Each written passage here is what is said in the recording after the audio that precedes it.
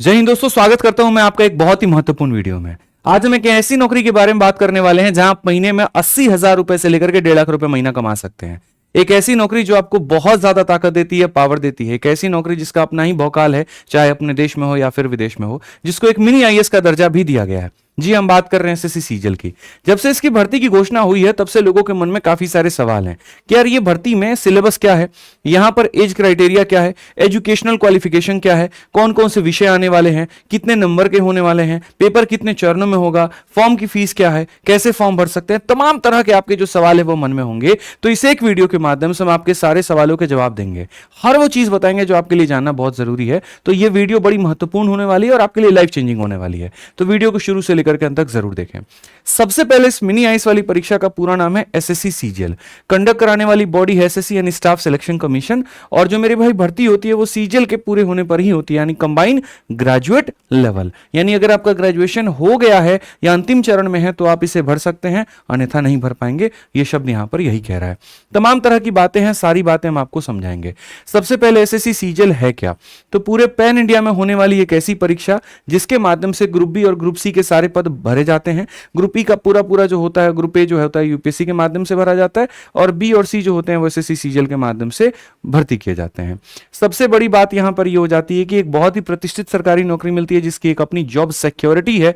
ठीक है, पूरे भारत में एक अपना रुतबा है। ठीक है, अनमैचेबल है किसी और पोस्ट का मेरे भाई, जो इसका अपना पावर है। जैसे आपने सीबीआई का नाम सुना है, ईडी का नाम सुना है, इलेक्शन कमीशन का नाम सुना है, सब के सब यहीं से भर्ती किए जाते हैं। ठीक है, पोस्ट में बहुत बड़े बड़े ताकतवर पोस्ट, जैसे मैंने कहा ना, मैं खुद जीएसटी इंस्पेक्टर सेलेक्ट हुआ था।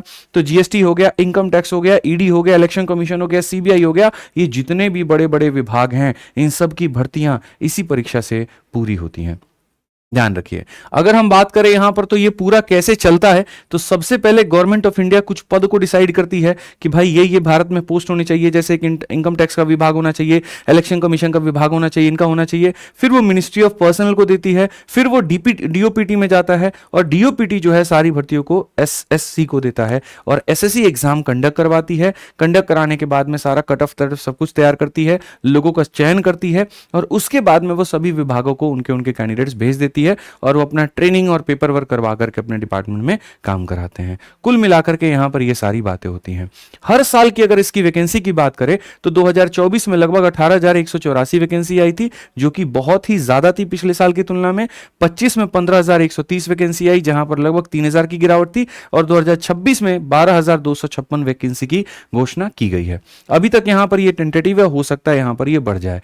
प्रत्येक साल इसके नोटिफिकेशन आते हैं। जैसे अगर आप देखोगे तो पहली वाली 2000 मेरे भाई 24 की नोटिफिकेशन जून 24 में ही आ गया था, फिर उसके बाद में 25 का जून 25 में ही आ गया था, और इस बार थोड़ा और पहले 21 मई को ही आ गया। हालांकि और पहले आने वाला था, लेकिन काफी ऐसी परीक्षाएं थी जो रद्द हो रही थी।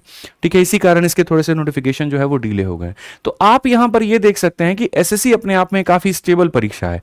हर साल इसकी वैकेंसी आती है, हर साल पूरा होता है, और बच्चे यहां पर अलग अलग विभाग में जाते हैं। आपको कमाने का एक बढ़िया मौका मिल जाता है। जो एग्जाम्स रेगुलर होते हैं उसके लिए जो क्रेज होता है वो अलग होता है, चाहे वो टीचर्स का हो या फिर स्टूडेंट का हो, क्योंकि अगर एक भर्ती में कहीं से नौकरी नहीं लगती तो उसी तैयारी पर आप दूसरे में भी दे सकते हैं। ये भी एक बड़ा फैक्टर है। ठीक है, इसके अलावा अगर हम अलर्ट की बात करें तो भाई पिछले 2 सालों में वैकेंसी ड्रॉप हुई है, बट ये टेंटेटिव है और ये बढ़ जाएगी, इसके लिए आपको परेशान होने की जरूरत नहीं है। सैलरी की बात हम करते हैं तो सैलरी आपको क्या मिलेगा, किस किस पोस्ट में मिलेगा और कैसे मिलेगा। तो देखो, जैसे मैंने कहा, ये ग्रुप बी और ग्रुप सी दोनों तरह के पोस्ट इसके अंदर में है। तो इसमें क्या होता है, लेवल होते हैं। ठीक है, जैसे 8वां वेतन आयोग जब आएगा तो यहां लेवल के हिसाब से सबकी सैलरी बढ़ती है। तो इसके अंदर में क्या है, 2400 ग्रेड पे की भी नौकरी है, 2800 ग्रेड पे की भी नौकरी है, 4200 की भी है, 4600 की भी है। तो सबकी सैलरी अलग अलग है। तो जैसे लेवल 4 हो गया, उनको जो लेवल 4 वाले पोस्ट में सेलेक्ट होंगे उनको लगभग 38,000 की सैलरी मिलेगी, जहां 25,500 बेसिक पे होगा और बाकी सारी चीजें और होंगी, जैसे टैक्स असिस्टेंट हो गया। फिर उसके बाद लेवल 5 की नौकरियों को 45,000 की सैलरी मिलती है। लेवल 6 में जो नियुक्त होते हैं उनका 53,000 होगा। लेवल 7 वाले को 65,000 होगा, लेवल 8 वाले को 70,000 होगा।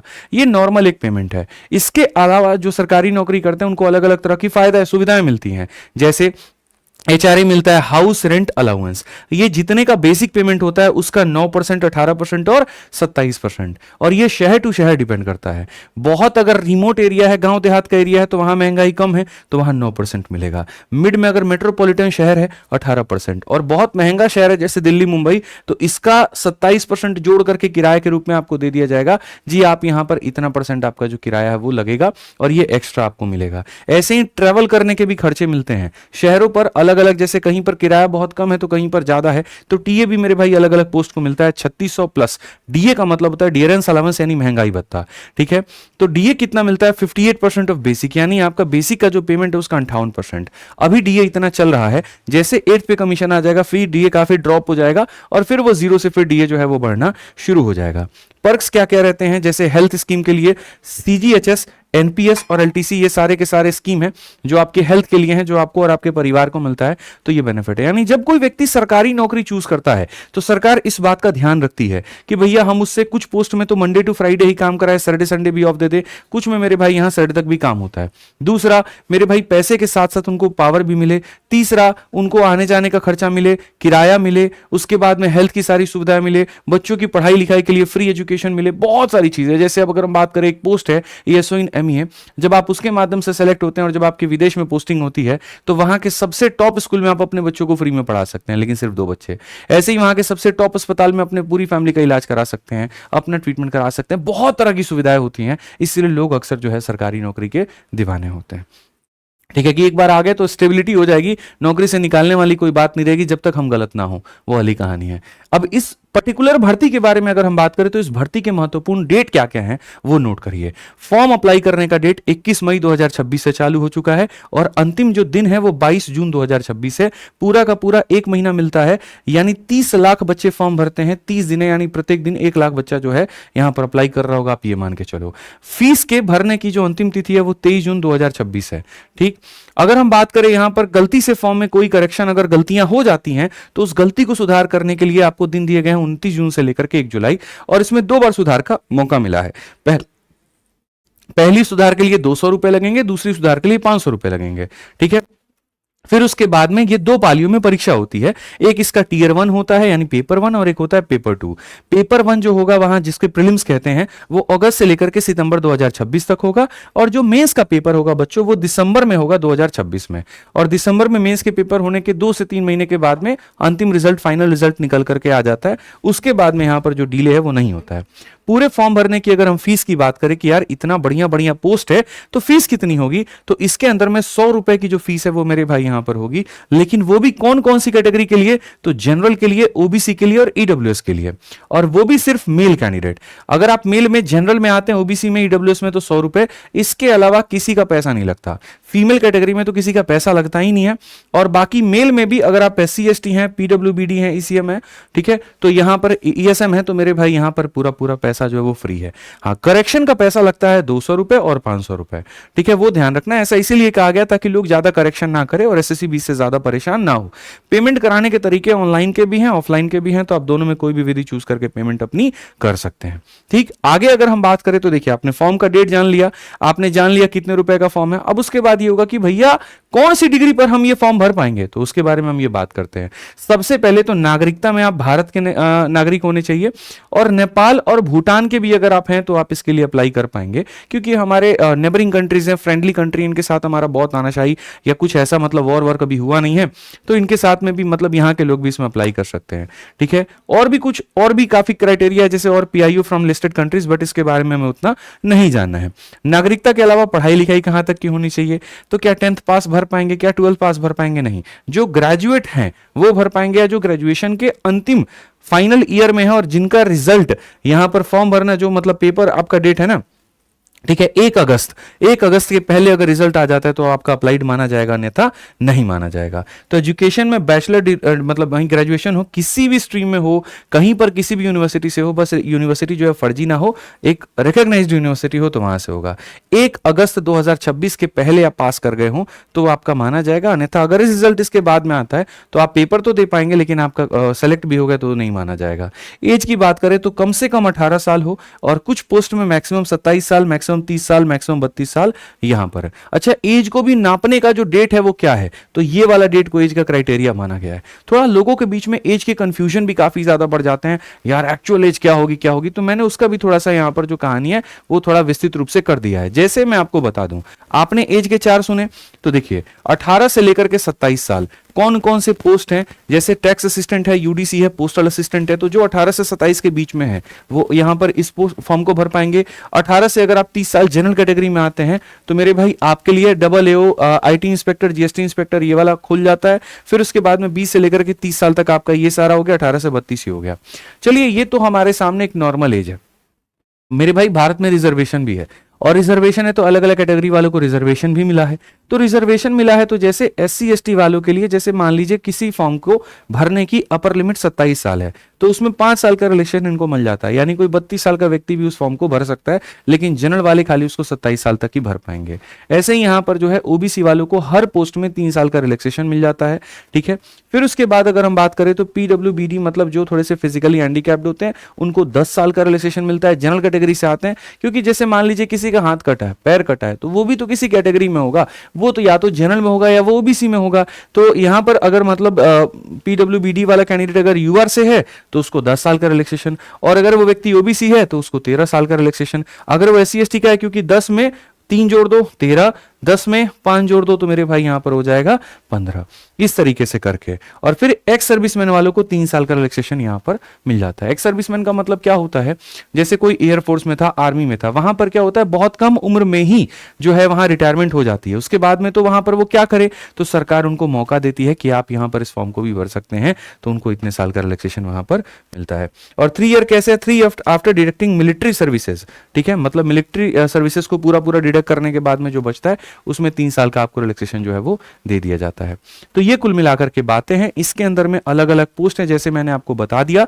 इस बार 2 नए पद ऐड हुए हैं, जैसे अगर आप देखोगे तो डबल एओ का भी और जेएसओ का भी। तो मतलब पिछली बार डबल एओ की वैकेंसी खत्म थी, इस बार वापस से आ गई है। असिस्टेंट ऑडिट ऑफिसर जो कि स्टेट और सेंट्रल लेवल की भी है, और उसके बाद में यहां पर जो हो गया एक और पोस्ट है डबल एसीओ, ये आपका जो है स्टेट लेवल का है। इसमें जो थोड़ी सी डिग्रियां चाहिए होती हैं वो बैचलर डिग्री के साथ साथ सीए, सीएमए, सीएस या फिर एमकॉम प्रीफर्ड होता है, तभी आप यहां पर इसके अंदर में एलिजिबल है। वैसे ही अगर हम जेएसओ की बात करें तो जेएसओ में बैचलर डिग्री के साथ साथ मैथ या स्टैटिक्स जो है वो आपका एक सब्जेक्ट होना चाहिए, और उसमें 60% इन 12th मैथ्स और या स्टार्ट्स इन डिग्री होना चाहिए आपका। ये थोड़ा सा इसके बारे में आपको फॉर्म में डिटेल में और दिया गया है। तो जेएसओ में कुछ कम ही लोग अप्लाई कर पाते हैं, क्यों, क्योंकि ये वाली डिग्री सबके पास नहीं होती है। हर किसी का मैथ जो होता है 12th में नहीं होता है, होता भी है 12th में मैथ तो 60% नहीं आया होता है। तो जिनका मैथ्स जो है 12th में था 60% आया था वो कर सकते हैं, या फिर पूरे ग्रेजुएशन में स्टैटिस्टिक्स का एक पेपर उनका रहे तो यहां पर वो अप्लाई कर सकते हैं। बाकी जितने भी लोग हैं वो सारे के सारे यहां पर आते हैं, और बड़ा जबरदस्त होता है। ये भी एक पोस्ट है स्टैटिकल इन्विजिलेटर ग्रेड 2 करके। इसमें यहां पर बैचलर स्पेसिफिक सब्जेक्ट्स के होते हैं, जैसे कि bachelor in statistics, bachelor in math, bachelor in eco, bachelor in IT. तो यहां पर ये लोग ही इस पद को भर पाएंगे। बाकी जितने भी आपने सुने हैं इनकम टैक्स, सीबीआई, एक्साइज, फलाना फलाना, वो सारे के सारे यहां पर इसमें आते हैं। और ये बड़ा सरल रहता है, ये कहता है हमको कोई सब्जेक्ट वब्जेक्ट नहीं चाहिए, तुम खाली ग्रेजुएशन किए हो, हमको उससे मतलब है, और अगर किए हो तो आओ फॉर्म भरो, अप्लाई करो और बात खत्म, नौकरी तुम्हें मिल जाएगा। अब जैसे हमने जाना कि फॉर्म की फीस क्या है, फिर हमने जाना पद कौन कौन से हैं, फिर हमने ये भी जाना सैलरी क्या है, फिर हमने जाना कौन से लेकर के कब तक का एज हमारे लिए वहां पर रिक्वायर्ड है, फिर हमने रिजर्वेशन की भी बातों को समझा। ये सारी बातों को समझने के बाद में तब आ जाता है कि फॉर्म भरे तो भरे कैसे। ठीक है, देखो पेपर के अंदर क्या होगा क्या नहीं वो बात की बात है, फॉर्म भरने की थोड़ी प्रक्रिया भी समझ लो। तो जो क्राइटेरिया है वो सबसे पहले ये है कि एसएससी का एक अपना खुद का वेबसाइट है और खुद की एप्लीकेशन भी है, ssc.gov.in, ये नई वाली वेबसाइट है। इसी के ऊपर में आप जाओ, या फिर माई एसएससी एप्लीकेशन जाओ, यहां पर मोबाइल में एप्लीकेशन डाउनलोड करके या लैपटॉप से वेबसाइट पे जाकर के वहां पर पहले एक ओटीआर करना होता है। ओटीआर का मतलब वन टाइम रजिस्ट्रेशन। एसएससी एक कमीशन है जो अलग अलग भर्तियां कराती है, तो हर बार रजिस्टर नहीं कराएगी, एक बार वो आपका डेटा आपसे ले लेगी, नाम क्या है, कहां रहते हो, प्रेजेंट एड्रेस, परमानेंट एड्रेस, फिर उसके बाद में 10th में कितना है, 12th में कितना है, एक बार उसके सिस्टम में डेटा चला जाएगा। तो जब जब कोई कोई भर्ती आएगा ना तो बार बार डेटा भरने की जरूरत नहीं पड़ेगी, वो ऑटोमेटिक फेच करके आपको बता देगा कि आप इसके लिए एलिजिबल हैं कि नहीं है, और उस पेपर के लिए पर्टिकुलर जो 2-4 रिक्वायरमेंट चाहिए होगी वो भरना होगा। तो ओटीआर एक बहुत कॉम्प्लेक्स और बहुत बड़ा प्रोसेस होता है। ठीक है, सारी की सारी जानकारी ओटीआर में भरनी होती है, लेकिन ये उन्हीं के लिए जो फर्स्ट टाइम अप्लाई कर रहे हैं, जो इस उसके पहले एसएससी का पेपर दे चुके हैं तो वो ओटीआर पहले कर चुके होंगे, तो उनको करने की जरूरत नहीं पड़ेगी। यानी इस वेबसाइट पर जाकर के ओटीआर करना होगा। ओटीआर के बाद में आधार से अपने आप को ऑथेंटिकेट कराना होगा। क्यों ऑथेंटिकेशन की जरूरत है भैया? कई बार क्या होता था, फॉर्म किसी और के नाम पर किसी ने भर दिया और उसके जगह पर जाकर के पेपर किसी और ने दे दिया, तो फर्जीवाड़ा हो जाता था। उसको रोकने के लिए आधार से ऑथेंटिफिकेट कराया जाता है। ऑथेंटिफिकेशन के बाद में तब आप फॉर्म भर पाते हैं। पहले ये 3 प्रक्रिया, क्योंकि एसएससी टाइम पास करवाती ही नहीं है। पहले ना देखो, लोग ये कहते थे यार फॉर्म की संख्या में गिरावट आई है। गिरावट नहीं आई है, फर्जीवाड़ों की संख्या में गिरावट आया है। एक एक बच्चा 100 फॉर्म पहले भर पाता था, ठीक है। आज के समय वो भर ही नहीं सकता, क्योंकि आधार कार्ड मैंडेटरी कर दिया। 100 आधार कार्ड तुम कहां से लाओगे? और इस प्रोसेस के बिना तो तुम आगे जा ही नहीं सकते हो। समझ में आ गया? तो फर्जी फॉर्म की जो संख्या है वो कम हो गई है। नहीं तो पहले क्या होता था, लोग क्या करते थे, पूरा पूरा सेंटर में पता चले 100 कैंडिडेट के नाम से भर दिया और लगातार सीरियल नंबर उसको मिल गया, और जाने के बाद में 2-4 दोस्त अपना गए सेटिंग वेटिंग कर करके पेपर दे दिया। तो उससे वो चीज खत्म हुई है। और यहां पर जो है आधार नोटिफिकेशन से नंबर ऑफ फॉर्म्स फिलअप जो हो गए वो थोड़े फर्जी वाले कम हो गए, जेन्युइन फॉर्म फिलअप आ गए और आ गए तो फॉर्म लोग भरते हैं। फिर उसके बाद और थोड़ा तगड़ा करने के लिए एक नई चीज इन्होंने और अप्लाई की है, और वो यहां पर ये कि पहले क्या होता था, फॉर्म भरते वक्त में कहा जाता था अपना फोटो अपलोड करिए। तो कोई भी किसी भी समय का फोटो अपलोड कर देता था, धुंधला फोटो या एक तरीके से बचपन का फोटो, और सेंटर पे जाके बोलेगा मैं ही हूं। फिर सेंटर वाले को जबरदस्ती उसको भेजना पड़ता था, ठीक है जाओ पेपर देने, कोई बात नहीं। अब ऐसा नहीं है, आपका लाइव फोटो लिया जाएगा। मतलब अभी आपका दाढ़ी है तो दाढ़ी में ही फोटो आएगा। वो आधार कार्ड वाला सिस्टम नहीं है कि आधार कार्ड का शक्ल देखो तुम्हारा देखो तो मैच ही ना करे, ये कहानी नहीं है। आपका लाइव फोटो अभी फॉर्म भरते वक्त में लिया जाएगा। 4 महीने के अंदर में पेपर होगा, और जब 4 महीने के अंदर में होगा तो ऐसा तो नहीं वहां पर कि एकदम से तुम बदल जाओगे, रूपरेखा बदल जाएगी। तो इससे भी थोड़ा फर्जीवाड़ा जो होगा वो कम होगा। और सबसे अंत में फिर आपका 100 रुपए फॉर्म भरिए और उसके बाद में बात खत्म। तो एक कॉम्प्लेक्स प्रोसेस है मतलब ये फॉर्म भरने का, लेकिन अच्छा है, तरीका बहुत अच्छा है, ठीक है। अब बात करते हैं कि फॉर्म भर चुके, अब क्या होगा भैया? तो पेपर होगा। पेपर कितने राउंड में होगा? 2 राउंड में। मैं पूरा समझाता हूं। एक होता है प्री का पेपर जिसे हम कहते हैं टीयर 1, फिर उसके बाद में होता है मेंस का पेपर जिसे हम कहते हैं टीयर 2। यही दोनों पेपर देने होते हैं। उसके बाद में कंप्यूटर का टेस्ट होता है, कंप्यूटर प्रोफिशिएंसी टेस्ट हो गया या फिर डाटा एंट्री स्किल टेस्ट हो गया, ठीक है। ये कंप्यूटर का टेस्ट होता है। इसमें खाली टाइपिंग होती है, और इसमें टाइपिंग के अलावा एमएस एक्सेल और एमएस पावर पॉइंट, ये मतलब ऐसा होता है क्वालिफाइंग कि इतना आपको आना चाहिए, ये आप बना लेना, ठीक है। फिर उसके बाद में तब जो होता है डॉक्यूमेंट वेरीफाई होते हैं। अगर आपका सिलेक्शन हो गया तो, और फाइनल पोस्टिंग आपकी निकल करके चली आती है, जाते हैं। यानी पेपर के हिसाब से बात करें तो 2 पेपर। अब ये 2 पेपर जो होते हैं उनके अंदर विषय कौन कौन से होते हैं और कट ऑफ कितना आता है और क्या क्या कोई इंटरव्यू होता है? नहीं। पहले ग्रुप बी और ग्रुप सी पोस्ट में इंटरव्यू होते थे, तो यहां पर इंटरव्यूअर क्या करता था, पैसा हो सकता है ले ले, या फिर थोड़ी सी ऐसे अफवाह आई थी कि भैया फेवरेटिज्म होता था। तो इंटरव्यू को आए जब मोदी गवर्नमेंट आई 2014 में, तो उसने group B group C post से इंटरव्यू ही हटा दिया। उसने कहा नहीं, सीधा 2 पेपर देना है, इसी के आधार पर जो होगा वो आपका सिलेक्शन होगा। इंटरव्यू की कहीं पर कोई जरूरत नहीं है, क्योंकि बहुत ऐसे कैंडिडेट पढ़ने में अच्छे हैं, बोलने में नहीं, वहां उनके साथ दिक्कत हो जाता था, ठीक है। तो सबसे पहले पेपर 1 की बात करते हैं। पेपर 1 में आपके आते हैं ये 4 सब्जेक्ट। आपका रीजनिंग हो गया, जनरल अवेयरनेस हो गया, क्वांटिटेटिव एप्टीट्यूड हो गया, इंग्लिश कॉम्प्रिहेंशन, आसान भाषा में मैथ, इंग्लिश, रीजनिंग, जीएस। ये 4 विषय होते हैं। चारों के 25-25-25-25 सवाल आते हैं। हर सवाल 2 नंबर का होता है, तो 50-50 नंबर का हो गया। 100 सवाल 200 नंबर का। और ये जो पेपर होता है वो ऑनलाइन होता है। पहले पूरा 1 घंटे का आपको समय मिलता था और आपको 100 सवाल बनाने होते थे। बट अब कंपटीशन को थोड़ा और प्यारा बनाने के लिए एसएससी ने यहां पर क्या किया बच्चों, कि अब एक टाइमर 15 मिनट का आएगा, 15 मिनट में 25 सवाल करने हैं। अगला टाइमर 15 मिनट का खुलेगा, फिर ये 25 सवाल। मतलब अब उस 60 मिनट को भी इन्होंने ब्लॉक वाइज बांट दिया। क्योंकि क्या होता है, मैथ बनाने में ज्यादा वक्त लगता है, जीएस बनाने में कम वक्त लगता है। मैथ के लिए 25 मिनट चाहिए, मतलब नॉर्मल एक एवरेज कैंडिडेट को, तो जीएस 6 मिनट में भी खत्म हो जाता है। ऐसे केस में कट ऑफ आसमान छू रहा था, तो इन्होंने टाइमर वाला सिस्टम इंट्रोड्यूस कर दिया कि अब भैया यहां पर जो है सेक्शनल टाइमर हम तुमको देंगे और उसके अंदर हम पेपर सॉल्व करना होगा, ठीक है। तो कंपटीशन थोड़ा और टफ बना, लेकिन अच्छा रहा, इससे काफी बेनिफिट होगा। अब अगर हम बात करते हैं गलत करते हैं सवालों को, तो क्या होगा, तो आधा नंबर आपका पर क्वेश्चन कटेगा, ठीक है। आप कितनी भाषा में इस पेपर को दे सकते हैं? सिर्फ 2 भाषा, इंग्लिश और हिंदी, ठीक है। वो चेंज करने का आपको आ जाएगा, ठीक। अब एक और बात, क्या ये पेपर 200 नंबर का होता है, तो भैया इस पड़ाव को पार करने के लिए कट ऑफ कितना चाहिए, मैं आपको वो भी बताऊंगा, कट ऑफ कितना चाहिए होगा। दूसरा मैं आपको ये बता दूं, इसमें कोई रैंक वैंक नहीं निकलता है, क्योंकि ये सिर्फ क्वालिफाइंग होता है। जब आप पेपर 1 देते हो ना, तो पेपर वन की बच्चों अगर हम बात करें, मैं आपको कट ऑफ का थोड़ा सा खेल दिखाता हूं कि इसमें कट ऑफ कितनी जाती है। बहुत जरूरी है आपको ये बात जानना, ठीक है, कि भैया प्रीलिम्स के जो कट ऑफ होते हैं वो क्या होते हैं। पिछले 3 सालों का ये रहा आपका कट ऑफ, यहां पे आप सामने देखेंगे, ठीक है। तो जैसे 2023 में जनरल वालों को 200 नंबर में 145 अगर वो लेकर के आ रहे हैं तो टीयर 1 क्वालिफाई है। ओबीसी 138 लेकर आया, क्वालिफाई है। ईडब्ल्यूएस 133 लाया, क्वालिफाई है। लेकिन फिर 24 में क्या हुआ, कंपटीशन बढ़ा, और कंपटीशन बढ़ा तो कट ऑफ जो है वो बढ़ गया। कट ऑफ बढ़ने के कई सारे कारण होते हैं। यहां बहुत ज्यादा पोस्ट थी तो कट ऑफ कम था, यहां कम पोस्ट थी तो मेरे भाई कट ऑफ ज्यादा हो गया, ठीक है। फिर 2025 में जो है आपका जनरल का 136 का कट ऑफ गया था, ओबीसी का 130 गया था, ईडब्ल्यूएस। तो कट ऑफ जो होता है वो बढ़ने और घटने के 2 कारण होते हैं, मल्टीपल कारण आप कह सकते हैं। पहला वैकेंसी होता है और दूसरा पेपर का लेवल होता है, जिसके कारण नॉर्मलाइजेशन होता है, ठीक है। तो आप ये कह सकते हो कि अगर आप 150 नंबर तक लेकर के आ रहे हो जनरल कैटेगरी से तो आप सेफ हो, ठीक है। फिर बाकी काम थोड़ा नॉर्मलाइजेशन कर देता है, यानी 200 नंबर में जनरल कैटेगरी से आपको 150 लेकर के आना है, और आप ओबीसी से 140 ये मान सकते हो आप एक तरीके से। जब आप प्री जो है क्वालिफाई कर लेते हो, प्री में आपका मेरे भाई हो जाता है क्वालिफिकेशन, फिर उसके बाद में बच्चों आपका होता है मेंस, ठीक है। मेंस के आधार पर ही पूरा कट ऑफ बनता है, और मेंस में फिर से वही 4 विषय आते हैं, वही मैथ, वही इंग्लिश, वही रीजनिंग, वही जीएस, बस उनका लेवल बढ़ जाता है। प्री में थोड़े नॉर्मल क्वेश्चन तो मेंस में थोड़ा एक्सटेंडेड क्वेश्चन। अब मेंस में यहां पर क्या होता है, देखो मेंस में असल में 3 तरह के पेपर होते हैं, पेपर 1, पेपर 2, पेपर 3। दुनिया को लगता है नहीं एक ही पेपर, नहीं 3 होते हैं। ये जो होता है लिस्ट 3 कैंडिडेट के लिए होता है, कहने का मतलब वही आपका इनकम टैक्स, ईडी, फिली, फलाना, ये सारे पोस्ट के लिए हो गया। तो इनमें मैथ, इंग्लिश, रीजनिंग, जीएस आता है। कंप्यूटर एक छोटा सा पेपर होता है जो कि क्वालिफाइंग होता है, और फिर एक टाइपिंग का जो टेस्ट होता है वो क्वालिफाइंग होता है। 2.5 घंटे का ये पेपर होता है। इसमें नेगेटिव मार्किंग 1 नंबर की होती है, सही किया तो 3 नंबर, गलत किया तो 1 नंबर।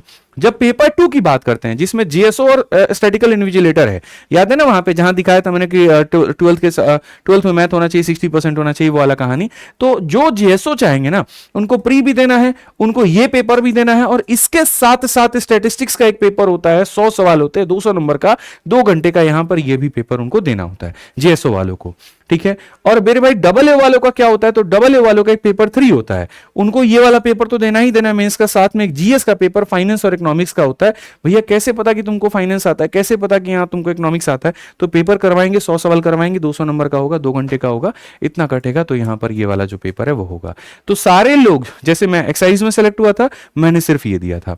एक बार मैंने डबल ए का मेरे भाई पेपर था, तो डबल ए में मुझे ये भी देना था और ये भी देना था, इसकी अलग से पढ़ाई करनी होती है। तो ये आपका पेपर हो गया। हम विस्तृत रूप से इसके बारे में अगर हम जानकारी करें तो इसके बारे में बात करते हैं। जो जनरल होता है, जो तीनों को देना होता है, जो मेरे भाई सारे पोस्ट को भी, डबल ए को भी, जेएसओ को भी, सबको देना होता है। तो असल में इसमें क्या होता है, प्रीलिम्स में 4 पेपर होते हैं, मैथ, इंग्लिश, रीजनिंग, जीएस, 25 सवाल आते हैं, 50 नंबर का आता है, 200 नंबर का पेपर होता है, नेगेटिव मार्किंग 0.5 की होती है, और 200 नंबर में आपका अपना कट ऑफ बनता है। जब आप मेंस में आते हो, यहां सारा खेल होता है।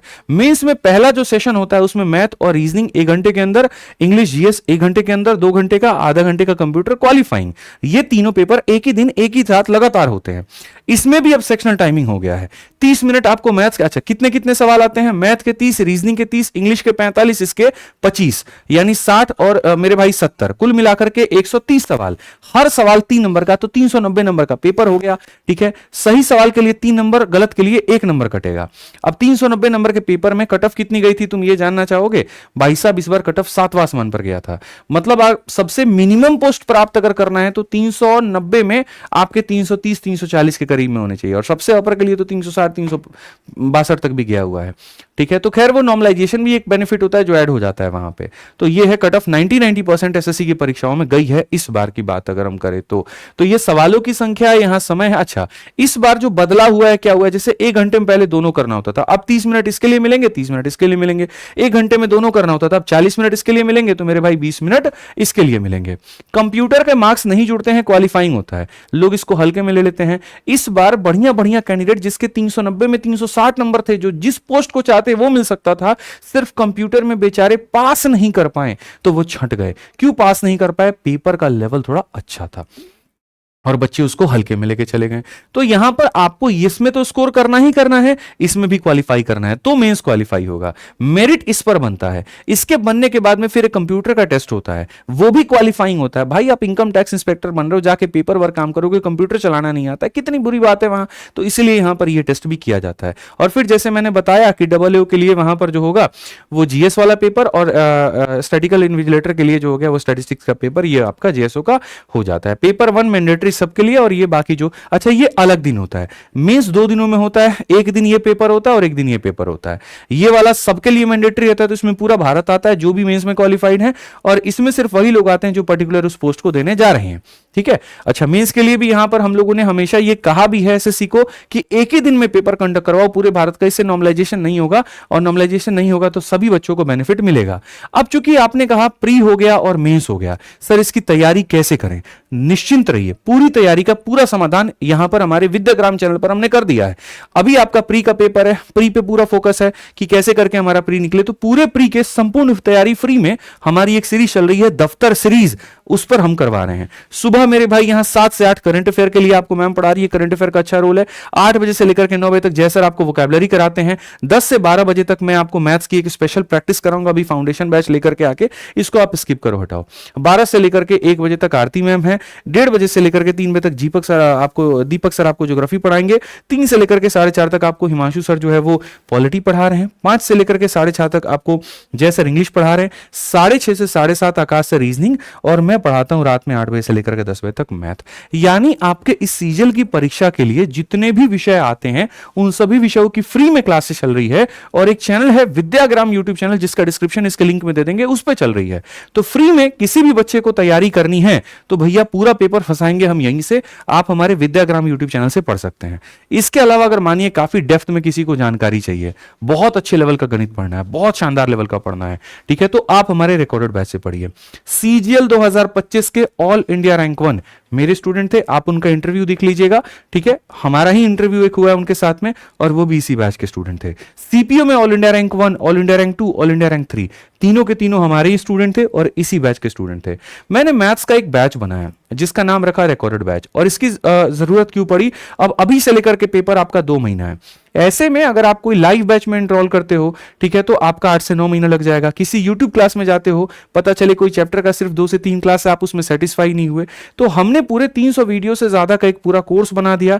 हर क्लास का मेरे भाई वहां पीडीएफ बना दिया, हर चैप्टर का हमने टेस्ट बच्चों को दे दिया, ठीक है। 500 से ज्यादा इसके अंदर में आपको क्या मिलता है पता है? हर क्लास का मेरे भाई वीडियो, फिर उसके बाद में हैंड रिटन नोट्स, ताकि आपका समय बर्बाद ना हो। प्रैक्टिस करने के लिए क्वेश्चन मिल जाता है, फिर उसके बाद में टेस्ट मिल जाता है, फिर उसके बाद में डाउट है तो एआई एक बना दिया हमने जो आपके डाउट को हैंडल करता है। एक टॉपर्स का एक हमने प्राइवेट ग्रुप बना दिया है जिसके अंदर में सारे सिलेक्टेड कैंडिडेट है जो आपको गाइड करते हैं, और 500 से ज्यादा टेस्ट दे दिए। और मजे की बात बताऊं, यही एक मेरे भाई बैच है जिससे प्री और मेंस दोनों की तैयारी हो जाएगी। और मजे की बात है कि इसकी वैलिडिटी अभी हमने लाइफ टाइम रखी है, कुछ समय के अंदर में इसकी फीस बढ़ने की संभावना है, महंगाई का असर हम पर भी हो रहा है, ठीक है। तो अभी इसकी फीस मात्र 699 है, आप लोगों के लिए 999 बिल्कुल नहीं है, 699 है। विद्याग्राम एप्लीकेशन पर जाकर के आप इसको एक तरीके से डाउनलोड कर सकते हैं।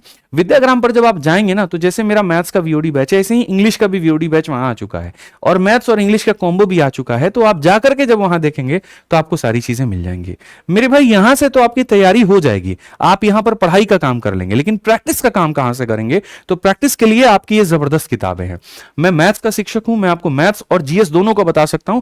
अगर आप मैथ्स की बात करते हो, मैथ्स की प्रैक्टिस कहां से करें? तो मैथ्स के अंदर में काफी सारे फॉर्मूले होते हैं, काफी सारा नोट्स होता है, काफी कुछ होता है, तो उसका पूरा का पूरा मेरे भाई जो रिवीजन है वो आप यहां से कर लीजिएगा। ये फॉर्मूला बुक है, लाइए दिखाइए। ये फॉर्मूला बुक है जो कि अपने आप में ब्रह्मास्त्र है, और शायद ही कोई ऐसा सेलेक्टेड कैंडिडेट होगा जिसके पास में किताब नहीं होगी, क्योंकि अंत समय में रिवीजन के लिए आपका सबसे उपयोगी होता है। पढ़ो कहीं से, रिवीजन करो यहीं से, ये वाली कहानी है, ठीक है। पढ़ने के लिए बच्चों बता दे, वीओडी बैच से बेस्ट कुछ भी नहीं है। प्रैक्टिस करने के लिए एसएससी मैथ की ये चैप्टर वाइज किताब है, जिसके अंदर में लेटेस्ट पैटर्न के साफ तौर पे बेस्ड ऑन एडिक्विटी पैटर्न, ये जो नया पैटर्न आया ना जिसके लिए लोग इतना तहलका कर रहे हैं, कोई किताब इतनी अपडेटेड नहीं है जितनी ये है। तो हर चैप्टर परसेंटेज का क्वेश्चन लगाना लगाओ, प्रॉफिट लॉस का लगाना लगाओ। तो प्रैक्टिस करने के लिए यहां से, रिवीजन करने के लिए यहां से। ऐसे ही बदलते समय में आपने जीएस के रूप भी बदलते हुए देखे होंगे, और जीएस को बहुत बेहतरीन तरीके से प्रैक्टिस कराने वाली आपकी ये किताब है, सामान्य ज्ञान की बहुत शानदार किताब है। आप जाकर के इसका फीडबैक पढ़ना, ठीक है। तो पूरे प्री और मेंस की तैयारी आप अगर देखेंगे तो आप चाहें तो फ्री में यूट्यूब पर कर सकते हैं, ठीक है, या मैथ्स की डेडिकेटेड तैयारी आप करना चाहते हो तो वे रिकॉर्डेड बैच से करो, ये बेस्ट है। और प्रैक्टिस करनी है बच्चों तो इन किताबों को मिस मत करना, ये एकदम सिलेक्टेड बुक्स हैं जो आप लोगों के लिए हैं। प्री के बारे में जान गए, मेंस के बारे में जान गए, तैयारी कैसी करनी है वो जान गए। अब बारी यहां पर करते हैं प्री और मेंस के बाद में क्या इंटरव्यू होता है, तो नहीं होता है, कोई इंटरव्यू नहीं है, सीधा मेरे भाई वहीं पर आपका वो टाइपिंग का टेस्ट होगा, क्वालिफाई कर जाओ, क्वालिफाई करने के बाद में एसएससी तुम्हारा डॉक्यूमेंट वेरिफिकेशन करवा देगी और उसके बाद में वहां पर जो है फिजिकल का टेस्ट होता है। फिजिकल में दो तरह के होते हैं, पीटी और पीएसटी। पीटी का मतलब फिजिकल एंड्योरेंस टेस्ट और पीएसटी का मतलब फिजिकल स्टैंडर्ड टेस्ट। जैसे मैं एक्साइज इंस्पेक्टर की पोस्ट पे सेलेक्ट हुआ था तो पीईटी हुआ था, फिजिकल एंड्योरेंस टेस्ट, मतलब मैं थोड़ा चला के मुझे देखा गया, दौड़ा के मुझे देखा गया, ठीक है, साइकिलिंग मुझसे करवाई गई वहां पे, ये पीईटी का पार्ट होता है। और पीएसटी का पार्ट होता है मेरा हाइट है कि नहीं है, मेरा चेस्ट वहां पर जो है 5 सेंटीमीटर का एक्सपेंशन हो रहा है कि नहीं हो रहा है, तो ये सारे पीएसटी के पार्ट हो गए। तो ये बहुत लेटर प्रोसेस है और ये कुछ कुछ पदों में होते हैं, सारे में नहीं होते हैं, सीएसएस में नहीं होता, बाकी में नहीं होता, तो इसीलिए इतना डरने की जरूरत नहीं है। ये होने के बाद में तब जो है आप किसी पोस्ट पे सेलेक्ट हो जाते हो। तो दुनिया सिर्फ ये याद रखती है कि भैया ये तो सब इंस्पेक्टर बना, ऐसा नहीं है। जैसे एग्जांपल मैं एक पोस्ट की ले लूं, इनकम टैक्स इंस्पेक्टर की ले लूं, तो आप अगर इनकम टैक्स में आप अगर अभी सेलेक्ट होते हैं ना, तो आप यहां पर होते हैं, इनकम टैक्स इंस्पेक्टर होते हैं, लेवल 7 की पोस्ट होती है, यहां से आपका स्टार्टिंग होता है। कुछ समय के बाद में आपका प्रमोशन 5 से 6 साल के बाद में इनकम टैक्स ऑफिसर हो जाता है, ठीक है, आप समझिएगा इस बात को। ये लेवल 8 और लेवल 9 में काउंट होता है। फिर यहां से फिर आपका जो है 10 से 12 साल के बाद असिस्टेंट कमिश्नर आप बन जाते हो। फिर उसके बाद में आप डिप्यूटी कमिश्नर बनते हो 4 से 5 साल बाद, फिर ज्वाइंट कमिश्नर 4 से 5 साल बाद, और फिर एडिशनल कमिश्नर 3 से 4 साल के बाद। ऐसा ही आपको देखने को मिलता है जीएसटी में भी और बाकी पदों में भी। तो एक सैंपल हमने एक पोस्ट के लिए बताया कि करियर ग्रोथ क्या है, ठीक है। लोग जितना विश्वास मेरे भाई जुड़ने में रखते हैं, उससे कई गुना ज्यादा विश्वास इस बात पर भी रखते हैं कि प्रमोशन कहां तक जाएगा, यहां तक। और सोचिए कि अगर आप एडिशनल कमिश्नर बन गए तो क्या चीज आपके हाथ में नहीं है, किसके साथ आपके लिंक नहीं है, किसके साथ आपकी चीजें नहीं है। तो यहां पहुंचने के लिए बहुत कम उम्र में यहां ज्वाइन करना होता है। ऑलरेडी 28, 29, 30 की उम्र में कर रहे हो तो यहां नहीं पहुंच पाओगे, हो सकता है यहीं तक फिर पहुंच पाओ। इस बात का भी यहां पर ध्यान रखना। डिपार्टमेंट में प्रमोशन होता है, लेकिन आजकल डिपार्टमेंटल प्रमोशन भी थोड़ा रुका हुआ है, बड़ा धीमा चल रहा है, ये भी यहां पर एक बात है। अच्छा, अगर हम देखें तो भैया ट्रेनिंग कहां कहां होती है, कौन कौन से पोस्ट की, तो जैसे इनकम टैक्स वालों की जो ट्रेनिंग होती है वो डीटीआरटीआई एक जगह है, और ठीक है, मतलब वहां पे, और या फिर 10 अलग अलग शहर हैं वहां पे, कुल मिलाकर के 12 हफ्तों की, यानी 12 से 84, लगभग 3 महीने की इनकी ट्रेनिंग है। जीएसटी वालों का 2 जगह पे होता है, फरीदाबाद, नासिन में होता है। 12 हफ्तों की इनकी होती है ट्रेनिंग यहाँ पे। उसी तरीके से अगर हम देखें तो डबल ए या एसईओ का मतलब ये है, इसमें थोड़ी बहुत गलतियां हो सकती है, तो उसके लिए थोड़ा माफ करिएगा, क्योंकि अभी काफी ज्यादा बदलाव भी है, कई सारी चीजें नई भी आ रही हैं, तो इसके ऊपर मैं बड़ी डिटेल में आराम से मैं बताऊंगा कौन से पोस्ट का कहां ट्रेनिंग होता है, कितने हफ्तों का होता है, ट्रेनिंग के अंदर में क्या क्या सिखाया जाता है, सिर्फ एक ओवरव्यू के लिए कि यदि इस पद में आते हो तो आपकी यहां पर ऐसे ट्रेनिंग होती है, ट्रेनिंग के अंदर में क्या क्या किया जाता है। तो ऐसा भी नहीं कि बहुत तुमको खतरनाक बना दिया जाए और ऐसा भी नहीं कि बहुत लोकल रखा जाए, इतना कि मतलब ट्रेनिंग के अंदर में तुम लॉ पढ़ाए जाते हैं, थोड़े से लॉ इतने।